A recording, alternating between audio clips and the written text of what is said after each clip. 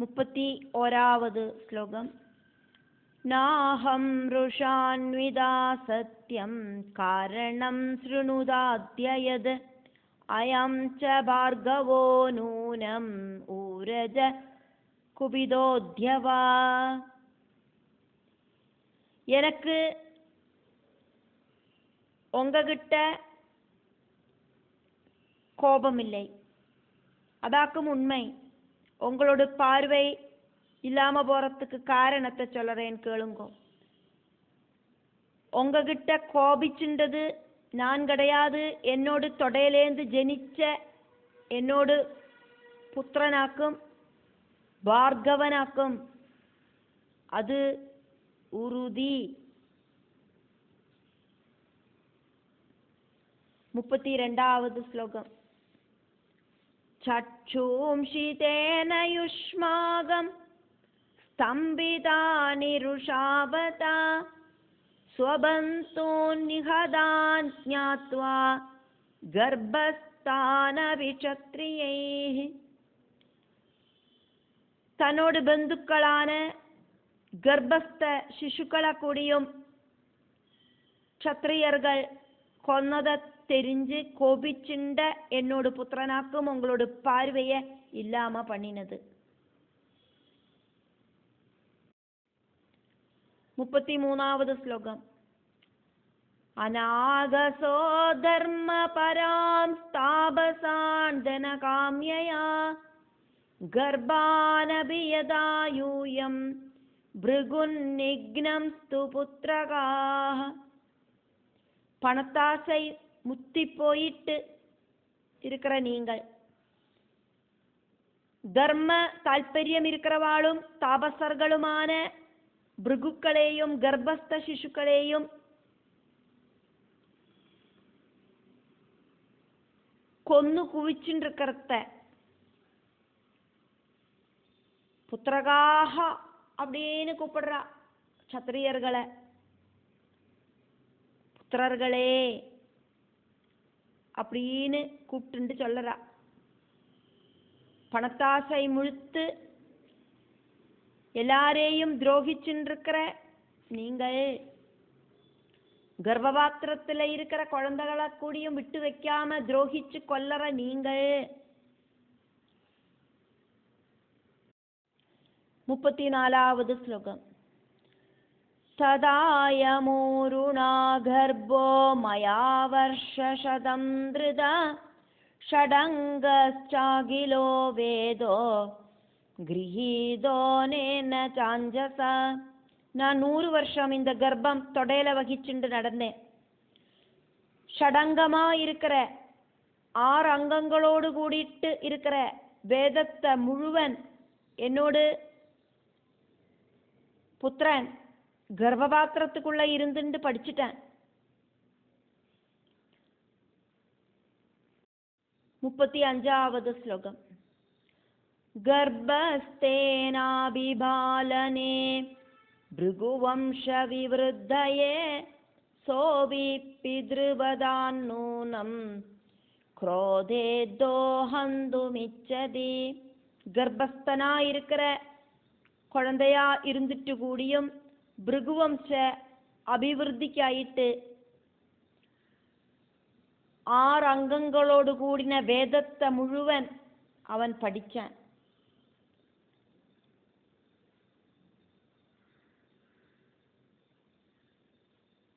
குடும்பத்தில் இருக்கிற எல்லாரையும் நீங்கள் கொன்னதால அவன் உங்ககிட்ட ரொம்ப கோவிச்சுருக்கான். உங்களை கொல்லணும் அப்படின்னாக்கும் என்னோட புத்திரனோடு ஆக்ரகம். 36வது ശ്ലോകം.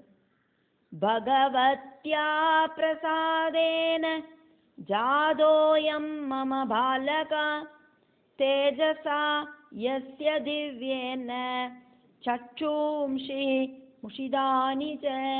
என்னோட இந்த குழந்தை பகவதி பிரசாதத்தால ஜனிச்சவனாக்கும், அவனோடு திவ்ய தேஜசாலியாக்கும் உங்களோட பார்வை அப்படிங்கிறது இல்லாம போச்சு. 37வது ஸ்லோகம். தஸ்மாதௌர்வம் சுதம் மேத்யே யாஜத்வம் வினயான்விதா பிரணிபாதேன துஷ்டோசௌ திருஷ்டிம் வ பிரதிமோட்சியதி. அதனால என்னோட தொடையிலேந்து ஜெனிச்ச அந்த புத்திரன்கிட்ட ரொம்ப ரொம்ப வினயத்தோடு கூடிட்டு நமஸ்காரம் பண்ணிட்டு ரிக்வெஸ்ட் பண்ணுங்கோ. திருப்தி ஆனானாக்கா அவன் உங்களுக்கு பார்வையை திரும்ப கொடுப்பேன். நீங்கள் சொல்றது உண்மை அப்படின்னாக்கா, உங்களோட வார்த்தையில என்னோட புத்திரன் திருப்தி ஆனானாக்கா உங்களுக்கு உங்களோட பார்வையை என்னோட புத்திரன் திரும்ப கொடுப்பேன் அப்படின்னு அந்த பிராமண ஸ்திரீ, அந்த தொடையிலேருந்து குழந்தைய பிரசவிச்ச பிராமண ஸ்திரீ தொழுது நிற்கிற க்ஷத்திரியர்கள் கிட்ட சொன்னா. அதுக்கப்புறம் அங்க என்ன நடந்தது அப்படிங்கிறத வியாச பகவான் சொல்லறார். அதனால வியாச உவாச்ச. 38வது ஸ்லோகம். தச்ருத்வா வதனம் தஸ்யா ஹைஹயாஸ்துஷ்டுவுச்சதம் பிரணேமூர்வினயோபேதா ஊருஜம் முனி சத்தமம். அவள் சொன்னதை கேட்ட க்ஷத்ரியர்களா இருக்கிற ஹைஹயர்கள் அந்த பிராமண பாலனை ரொம்ப ஸ்துதிச்சா. தொடையிலேந்து ஜெனிச்ச அவனை ஊருஜனாயிருக்கிற அந்த பிராமண பாலனை அவ தலகும்பிட்டு வணங்கினா. 39வது ஸ்லோகம். சசந்துஷ்டோ பபூவாத தானுவாஜ விஜட்சுஷா கச்சத்வம் ஸ்வக்ருஹான் பூபா மமாக்யான கிருதம் வஜா. அந்த பிராமண பாலன் சந்துஷ்டனான, ரொம்ப சாட்டிஸ்ஃபைடானான். அதுக்கப்புறம் அவன் பார்வை நஷ்டப்பட்ட க்ஷத்ரியர்கள் கிட்ட இப்படி சொன்னான். ராஜாக்களே, நீங்கள் உங்களோட வீடுகளுக்கு பொய்க்குங்கோ. நான் சொல்லறபடி நீங்கள் கேட்டுண்டு வாழணும்.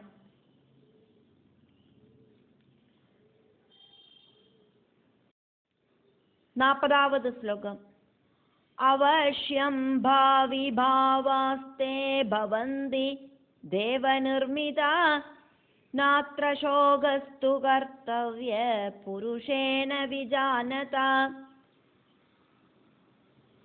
நடந்துதான் ஆகணும் அப்படிங்கிறது நடந்துதான் ஆகும். விதியை மாத்திரத்துக்கொன்னும் ஆராலையும் சாதிக்காது. விதிபடிதான் எல்லாம் நடக்கும். அறிவிருக்கிறவா அதுல துக்கிக்க கூடாது. 41வது ஸ்லோகம். பூர்வவத்ருஷ்டய சர்வே பிராப்னுவந்து யதா சுகம் வ்ரஜந்து விகத க்ரோதா பவனானி யதா சுகம். முன்னால இருந்தா மாதிரியே எல்லாருக்கும் பார்வை உண்டாகட்டும். குரோதத்தை வெடிஞ்சு எல்லாரும் சந்தோஷத்தோடு கூடிட்டு அவாவா வீடுகளுக்கு பொய்க்குங்கோ. 42வது ஸ்லோகம். இதி தேன சமாதிஷ்டா ஹைஹயா பிராப்தலோச்சனா ஔர்வமாமந்திரிய ஜக்முஸ்தே சதானானி யதாருஜி. இப்படி அந்த பிராமண குமாரன் சொன்னோன எல்லாருக்கும் பார்வை திரும்ப கிடைச்சது. அப்போது க்ஷத்ரியர்கள் அந்த குழந்தைகிட்ட போயிட்டு வரோம் அப்படின்னு யாத்ரானுவாதம் வாங்கிண்டு அவ வீடுகளுக்கு யாத்திரையானா. 43வது ஸ்லோகம். பிராமணீதம் சுதம் திவ்யம் கிரஹீத்வா ஸ்வாஸ்ரமம் கதா பாலயாமாச பூபாலா தேஜஸ்வினமதந்திரிதா. அந்த பிராமண ஸ்திரீ அந்த திவ்யமான குழந்தைய சின்னஞ்சிறு பைதலை கையில் எடுத்துட்டு தன்னோட ஆசிரமத்துக்கும் யாத்திரையானா. தேஜஸ்வியான அந்த குழந்தைய அவள் ரொம்ப ஸ்ரத்தையோடு கூடிட்டு பரிபாலனம் பண்ணினா, வளர்த்தினா. 44வது ஸ்லோகம். ஏவம் தே கதிதம் ராஜன் भृगूणां तु विनाशनं लोभाविष्टै क्षत्रियैश्च यत्कृतं पादകം किल. രാജാവേ, ഭൃഗുക്കളോട് നാശത്തെ സംബന്ധിച്ചും ലോபத்தாலே க்ஷத்ரியர்கள் செஞ்ச கொடும் பாபங்களை சம்பந்திச்சுமான கதைகளை நான் உங்களுக்கு சொல்லி தந்துட்டேன் அப்படின்னு வியாச பகவான் சொன்னார். ஜனமேஜயன் இப்போ பேசுறார் வியாசர்கிட்ட. அதனால ஜனமேஜய உவாச்ச. 45வது ஸ்லோகம். ஸ்ருதம் மயா மஹத் கர்ம க்ஷத்ரியாணாம் ச தாருணம் காரணம் லோப ஏவாத்ர துக்கதச்சோபயோஸ்து ச.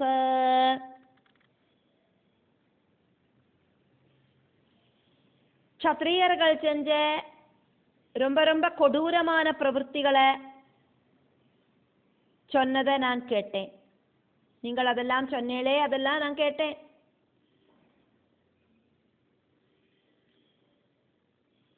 பிராமணர்களுக்கும் க்ஷத்ரியர்களுக்கும் துக்கம் உண்டாகிறதுக்கு காரணம் லோபம்தான், அதிக ஆசைதான். அதை நான் புரிஞ்சுட்டேன். 46வது ஸ்லோகம். கிஞ்சித் பிரஷ்டுமிஹேச்சாமி சம்சயம் வாசவி சுதா ஹைஹயாஸ்தே கதம் நாம்னா க்யாதா புவி நிருபாத்மஜா. ஹே வியாச பகவானே, நான் ஒரு சந்தேகம் கேட்டுக்கிறேன். ஹைஹயர்கள் அப்படின்னு ஃபேமஸான பேரு அந்த க்ஷத்ரிய ராஜாக்களுக்கு எப்படி கிடைச்சது? 47வது ஸ்லோகம். யதோஸ்து யாதவா காமம் பாரதாத் பாரதஸ்ததா ஹைஹய கோபி ராஜா பூத்தேஷாம் வம்சே பிரதிஷ்டிதா. யதுலேந்து யாதவர்கள் உண்டானா, பரதனிலேந்து பாரதர்கள் உண்டானா, இப்படியாக்குமே ஒரு சில பேர்கள் கிடைக்கும். இந்த ஹைஹயர்களோடு வம்சத்துல ஹைஹயன் அப்படின்னு ஃபேமஸான ஏதாவது ராஜா இருந்தாரா? எப்படியாக்கும் அந்த பேர் அவளுக்கு உண்டாச்சு? 48வது ஸ்லோகம். ததஹம் ஸ்ரோதுமிச்சாமி காரணம் கருணாநிதே ஹைஹயாஸ்தே கதம் ஜாதா க்ஷத்ரியா கேன கர்மணா. காருண்யம் இருக்கிறவரே, கருணை இருக்கிறவரே, அந்த பேரு க்ஷத்ரியர்களுக்கு கிடைக்கிறதுக்கான காரணம் தெரிஞ்சுக்கணும் அப்படின்னு எனக்கு ஆசை இருக்கு. அதை சொல்லி தாருங்கோ. நீங்க சொல்லி நான் கேட்டுக்கிறேன். அந்த க்ஷத்ரியர்கள் என்ன கர்மம் செஞ்சு எப்படியாக்கும் ஹைஹயர்கள் அப்படின்னு பேர் இருக்கிறவாள் ஆயிட்டு தீர்ந்தா? வியாச பகவான் பதில் சொல்றார். அதனால வியாச உவாச்சா. 49வது ஸ்லோகம். ஹைஹயானாம் சமுத்பத்திம் ஸ்ருணு பூப சவிஸ்தரம் புராதனீம் சுபுண்யாம் ச கதாம் பாப பிரணாஷினீம். ஹைஹயர்களோடு உத்பவத்தை டீட்டெயிலாயிட்டு நான் சொல்றேன், நீ கேட்டுக்கோ ஜனமேஜயா. புண்ணியப்பிரதவும் பாபங்களை போக்குறதுமான ஒரு ரொம்ப பழைய கதையாக்கும் இது. நான் சொல்லித்தரேன். 50வது ஸ்லோகம். கஸ்மின்ச்சித் சமயே பூபா சூரியபுத்திர சுஷோபனா ரேவந்தேதி ஜ விக்யாதோ ரூபவானமித பிரபா. ஒரு சுந்தரனும் ரொம்ப ரொம்ப தேஜோமயனுமாயிருக்கிற சூரியனோடு புத்திரனும் ரொம்ப ரொம்ப புகழ் பெற்றவனுமான ரேவந்தன். 51வது ஸ்லோகம். உச்சை ஸ்ரவசமாரூஹ்ய ஹயரத்னம் மனோஹரம் ஜகாம விஷ்ணு சதனம் வைகுண்டம் பாஸ்கராத்மஜா. குதிரையிலேயே ரொம்ப உத்தமமான குதிரையா இருக்கிற ഉച്ചൈ സ്രവസ്സോട് മേലെ ഏറി ഉക്കാന്നുണ്ട് വിഷ്ണുവോട് ഗൃഹമാണ് വിഷ്ണുവോട് ഇടമാണ് വൈകുണ്ഠലോകത്തുക്ക് പോനാൻ. 52ാவது ശ്ലോകം. ഭഗവത് ദർശനാകാംക്ഷി ഹയാരൂഢോ യഥാഗത ഹയസ്തസ്തു തദാ ദൃഷ്ടോ ലക്ഷ്മ്യാ സൗരവിനന്തന. ഭഗവാനെ ദർശിക്കണം அப்படிங்கிற ஆசையோடு கூடிட்டு குதிரை மேல ஏறிண்டு அங்க போனதாக்கும் சூரியபுத்திரனான ரேவந்தன். அப்போது சூரியபுத்திரன் ஆன ரேவந்தன் குதிரை மேல ஏறி வரத லக்ஷ்மி தேவி பார்த்தா. 53வது ശ്ലോകം. രമാവീക്ഷ്യ ഹയം ദിവ്യം ഭ്രാതരം സാഗരോത്ഭവം രൂപേണ വിസ്മിതാ തസ്യ തസ്തൗ സ്തംഭിതലോചന. പാൽക്കടലിലേന്ത് ഉണ്ടാന அந்த திவ்ய சகோதரனை, அதானது உச்சை ஸ்ரவசு அப்படிங்கிற அஸ்வத்தை பார்த்த லக்ஷ்மி தேவி. லக்ஷ்மி தேவியும் உச்சை ஸ்ரவசும் எல்லாம் பாலாழி மதன சமயத்தில் அந்த பால்கடலிலிருந்து உயர்ந்து வந்தவாளாக்கும். அதனால லக்ஷ்மி தேவியோடு சகோதர ஸ்தானமாக்கும் உச்சை ஸ்ரவசு அப்படிங்கிற அந்த அஸ்வத்துக்கு உள்ளது. அதனால திவ்யமான அந்த சகோதரனை அஸ்வத்தை பார்த்த லக்ஷ்மி தேவி அந்த அஸ்வத்தோட ரூபத்தை பார்த்து ரொம்ப ரொம்ப அட்ராக்ட் ஆயிட்டு கண்ணெடுக்கிறதுக்கு முடியாத அளவுக்கு ஸ்தம்பிச்சு நின்று போனா. பார்த்துட்டே நின்னா அந்த அஸ்வத்தை. உச்சை ஸ்ரவஸ் அப்படிங்கிற தேவேந்திரனோடு அந்த தேவலோகத்தில் இருக்கிற குதிரைய. 54வது ശ്ലോകം. ഭഗവാനഭിദം ദൃഷ്ട്വാ ഹയാരൂഢം മനോഹരം ആഗച്ഛന്തം രമാം വിഷ്ണു പപ്രച്ഛ പ്രണയാത് പ്രഭു. குதிரை மேலே ஏறிண்டு வர அழகனாயிருக்கிற சூரியபுத்திரனை பார்த்துட்டு பகவான் விஷ்ணு லக்ஷ்மி தேவி கிட்ட ரொம்ப ரொம்ப பாசத்தோடு கூடிட்டு இப்படி கேட்டார். 55வது ശ്ലോകം. കോയമായാദിചാർവങ്കി ഹയാരൂഢ ഇവാപര സ്മരതേജസ്തനുകാന്തേ മോഹയൻ ഭുവനത്രയം. പ്രിയേ, ஆராக்கும் அந்த குதிரை மேலே ஏறிண்டு வர்றது 3 லோகத்தையும் அட்ராக்ட் பண்ற அழகு இன்னொரு காமதேவனாக்குமோ அப்படின்னு தோணறா மாதிரி தேஜஸ் இருக்கே இவனுக்கு. ஆராக்கும் இவன். 56வது ശ്ലോകം. பிரேட்சமானா ததா லக்ஷ்மி ஸ்தச்சித்தா தெய்வயோகதா நோவாஜவஜனம் கிஞ்சித் பிருஷ்டாபிஜ புனப்புனா.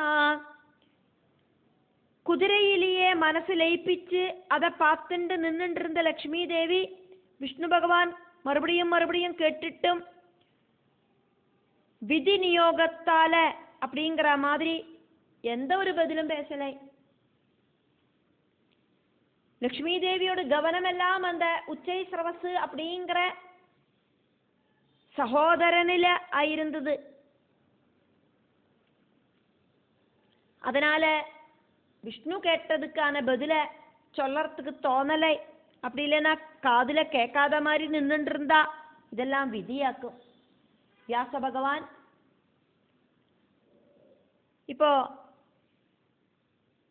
அதுக்கப்புறம் அங்க என்ன நடந்தது அப்படிங்கிறத ஜனமே ஜெயனுக்கு எக்ஸ்பிளைன் பண்றார். வியாச பகவான் தான் இதெல்லாம் சொல்லிட்டு இருக்கார். இருந்தா கூட வியாச பகவானாக்கும் இதெல்லாம் சொல்லிட்டு இருக்கார் அப்படிங்கிறத நம்மளை ஞாபகப்படுத்துறதுக்காயிட்டு மறுபடியும் இங்க வியாச உவாச்ச. 57வது ശ്ലോകം. அஸ்வாசக்தமதிம் வீட்சிய காமினீமதிமோகிதாம் பஷ்யந்தீம் பரமப்ரேம்னா சஞ்சலாட்சீம் ச சஞ்சலாம். சஞ்சலாட்சியா இருக்கிற பார்வை எப்படி அப்புறக்கும் இப்புறக்கும் அசைஞ்சின்றிருக்கிற அந்த லக்ஷ்மி தேவி அந்த அஸ்வத்தை பார்த்துட்டு ரொம்ப அட்ராக்ட் ஆயிட்டு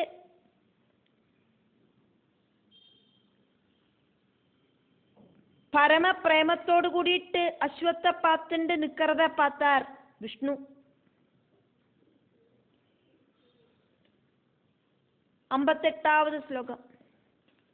தாமாஹ பகவான் க்ருத்த கிம் பஷ்யசி சுலோச்சனே மோகிதா ஜஹரிம் திருஷ்ட்வா பிருஷ்டா நைவாபிபாஷசே.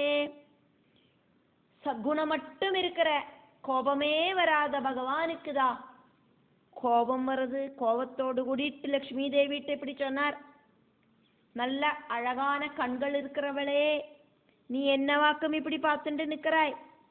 குதிரைய பார்த்துட்டு உன்னோட மனசு அந்த குதிரையில லயிச்சு போனதால நான் கேட்ட கேள்விക്കൊന്നും நீ பதில் பேச மாட்டேங்கிறியே.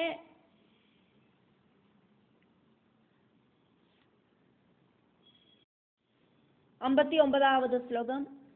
சர்வத்ர ரமசே யஸ்மாத் ரமாதஸ்மாத் பவிஷ்யசி சஞ்சலத்வாத் சலேத்யேவம் சர்வதைவ ந சம்சயா. சஞ்சலத்வாத் சலேத் ஏவம் சர்வதா ஏவ ந சம்சயः. எல்லா இடத்துலையும் உன்னோட மனசு லயிச்சுன்னு இருக்கிறதுனால இனி முதல்க்கு நீ ரமா அப்படிங்கிற பேரில் தெரியப்படுவாய். உன்னோட கண்ணு இப்படி பல இடத்துக்கும் சஞ்சாரம் பண்றது, கண்ணு எங்கெல்லாம் சஞ்சாரம் பண்றதோ அங்கெல்லாம் நீ அப்படி லயிச்சுண்டு நிற்கிறாய். அதனால உனக்கு ரமா அப்படிங்கிற பேரு கிடைக்கும். கண்ணு இப்படி அப்புறக்கையும் இப்புறக்கையும் ஓடி நடக்கிறதுனால சஞ்சலத்துவம் காரணமாயிட்டு சலா அப்படிங்கிற பேரும் உனக்கு உண்டாகும். ஊருதி, சந்தேகம் ஒன்றும் இல்லை இதுல அப்படின்னு பகவான் சொன்னார். பகவான் சொன்னது கோபத்தோடு கூடிட்டாக்கும். சத்குணமூர்த்தியான பகவான் திடீர்னு வந்த கோபத்தால இப்படி சொன்னார். எல்லாம் விதிவசால் நடக்கிற விஷயங்களாக்கும் அப்படிங்கிறதையும் நம்ம இதுல பார்த்தோம். 60வது ஸ்லோகம். प्रागृदा जयदा नारी नूनं भवति चञ्चला तदा त्वमपि कल्याणी स्थिरा नैव कदाचना. சாதாரணமாயிருக்கிற எந்த ஒரு ஸ்திரீயும் திருடபுத்தி இல்லாதக்கு சஞ்சலமாயிட்டு இருப்பள் அப்படின்னு உறுதிதான். அதே மாதிரி நீயும் ஒருபோதும் ஸ்திரமாயிட்டு ஒரு இடத்திலையும் இருக்க மாட்டாய். 61வது ஸ்லோகம். त्वं हयं मत्समीपस्था समीक्ष्य यदि मोहिता बड्डवा भववामोरु मर्त्यलोकेदि दारुणे. என்னோட பக்கத்துல நின்னுண்டு குதிரைய பார்த்து மோகிச்சதால ஹே அழகி, நீ மனுஷ்ய லோகத்துல ஒரு பெண் குதிரையாயிட்டு பறக்கட்டும் அப்படின்னு லக்ஷ்மி தேவிட்ட பகவான் கோபத்தோடு கூடிட்டு சொல்றார். 62வது ஸ்லோகம். இதி சப்தா ரமாதேவி ஹரிணா தெய்வயோகதா ருரோத வேபமானாசா பயபீதாதி துக்கிதா. விதிவசால் இப்படி ஹரியால சபிக்கப்பட்ட ரமாதேவி பயந்து நெடுங்கி துக்கத்தோடு கூடிட்டு சங்கடப்பட்டார். 63வது ஸ்லோகம். தாமோவாஜ ரமாநாதம் சங்கிதா சாருஹாசினி பிரணம்ய சிரசா தேவம் ஸ்வபதிம் வினயான்விதா. அந்த அழகி லக்ஷ்மி தேவி ரொம்ப வினயத்தோடு கூடிட்டு கணவரான வைகுண்டநாதனை வணங்கி ரமாநாதனை வணங்கி தயக்கத்தோடு கூடிட்டு இப்படி சொன்னா. 64வது ஸ்லோகம். தேவதேவா ஜகநாத கருணாகர கேசவ சொல்பே பராதே கோவிந்தா கஸ்மாத் சாபம் ததாசி மே. சொல்பே அபராதே கோவிந்தா கஸ்மாத் சாபம் ததாசி மே. தேவர்களோடெல்லாம் தேவனாய் இருக்கிறவரே, கருணை கடலே, இந்த பிரபஞ்சத்துக்கு நாதனாய் இருக்கிறவரே, கேசவா கோவிந்தா, ரொம்ப ரொம்ப சின்ன ஒரு தவறு தானே நான் பண்ணினேன். வைகுண்டத்துல உங்க கூட சேர்ந்து நிக்கிற என்னோடு முன்னால வந்து நின்ன என்னோட சகோதரனை கொஞ்ச நேரம் இப்படி ஆவலோடு கூடி பார்த்துட்டு நின்னேன், அவ்வளோதானே. பாலாழி கடைஞ்சப்போ பால்கடலிலேருந்து உண்டானவாளாக்கும் நானும் இந்த உச்சை சிரவசு அப்படிங்கிற குதிரையும் எல்லாம். அதனால என்னோட சகோதரனே தான் இந்த உச்சை சிரவசு. அந்த உச்சை சிரவசு என்னோட சகோதரன் என்னோட கண்ணு முன்னால வந்து நின்னோன நான் கொஞ்சம் பார்த்து நின்னுட்டேன். அது ஒரு சின்ன தவறு தானே.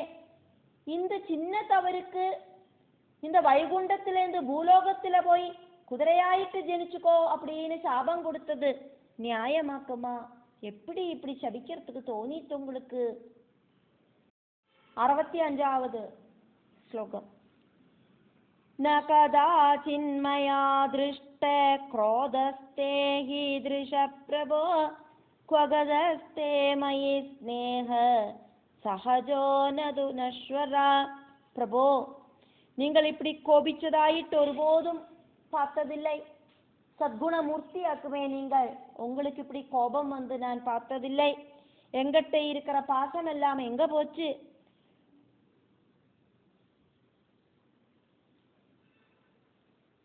எங்கிட்ட இருக்கிற பாசம் அப்படிங்கிறது எப்பவும் அழியாததாக்குமே, அது எப்பவும் இருக்கிறதாக்குமே. அதே மாதிரி உங்களோட சத்குணவும் எப்போதும் இருக்கிறதாக்குமே, அதுக்கும் ஒருபோதும் அழிவில்லையே.